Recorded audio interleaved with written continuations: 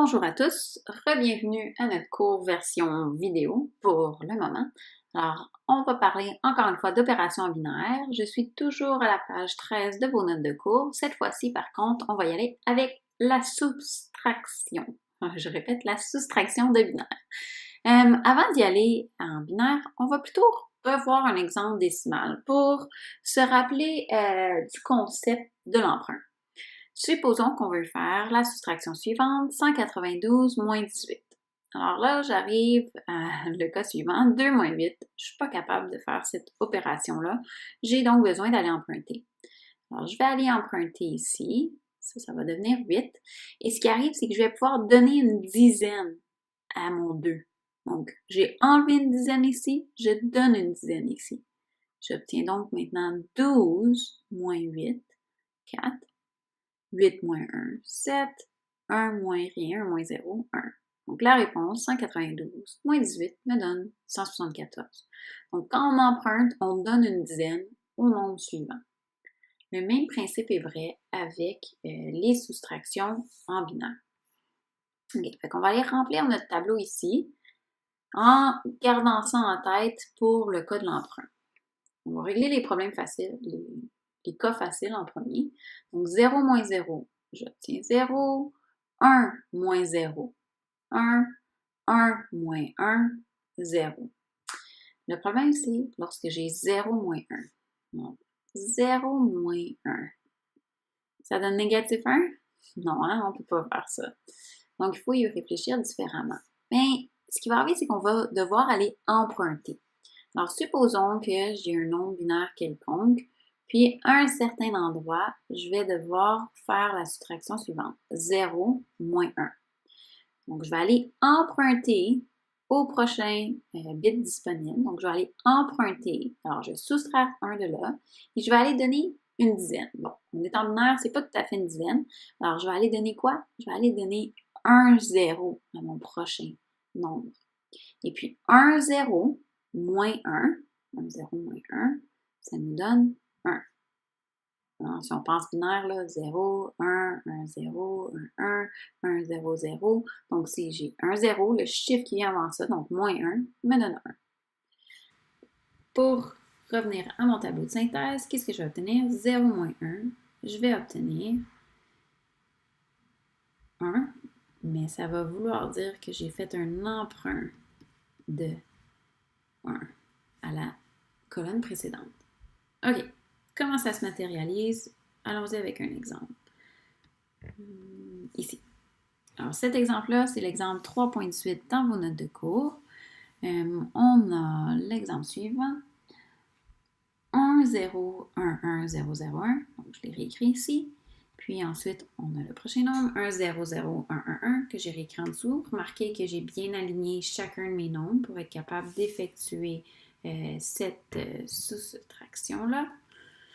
Allons-y maintenant. 1 moins 1, ça donne 0. 0 moins 1, là, je ne peux pas effectuer ce calcul-là. Alors, je me trouve à vouloir aller emprunter ici. Est-ce que je peux emprunter de 0? Non. Alors, c'est pourquoi que ça ici, c'est rayé. Je suis allée emprunter là. Il m'est resté 0. J'ai donc donné un 0 à ma prochaine colonne. Alors maintenant, quand je suis ici, puis je veux emprunter, je vais aller emprunter de mon 1, 0. Alors, c'est pour ça que je l'ai barré. 1, 0 moins 1, ça me donne le 1 que là. Puis, je peux donner le 1, 0 à ma colonne suivante. Donner ma dizaine. Alors, 1, 0 moins 1, j'obtiens 1.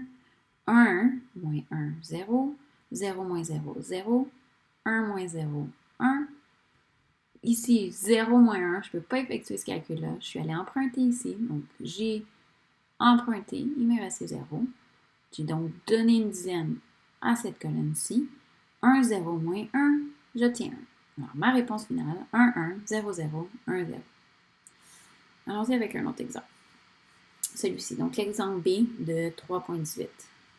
L'exemple B 3.18, 1, 0, 1, 0, 0, virgule 1, 1, moins 1, 1, 0, 1, virgule, j'ai oublié le 1 ici, 1, 0, 1. Donc, dans vos notes de cours, vous avez cet exemple-là. Je vais maintenant les écrire, je vais m'assurer de bien les aligner. 1, 0, 1, 0, 0, virgule 1, 1. Ici, j'ai 1, 1, 0, 1, virgule, 1, 0, 1. Et on va faire la soustraction. Alors, quand je viens à faire cette soustraction-ci, vous remarquez que je n'ai pas le même nombre de décimales. C'est pas grave parce que tout ce qu'on peut faire pour nous simplifier la vie, c'est de rajouter des zéros où est-ce qu'on en a besoin. Alors, dans ce cas-ci, je vais rajouter un 0. Je vais mettre dans une autre couleur pour qu'on se rappelle que c'est moi qui l'ai rajouté. 0. OK. Essayons le calcul suivant. 0 moins 1. Déjà là, ça ne va pas. J'ai besoin d'aller emprunter. Alors, je vais aller emprunter à la prochaine. J'obtiens donc 0 ici et je peux lui donner une dizaine. Donc, je peux donner 1, 0 à mon prochain. 1, 0 moins 1, ça nous donne 1. 0 moins 0, 0. 1 moins 1, 0. 0 moins 1, ça ne va pas. J'ai besoin d'aller emprunter. Je ne peux pas emprunter ici. Je vais donc aller emprunter là. Je peux donner 1, 0 à ma prochaine colonne.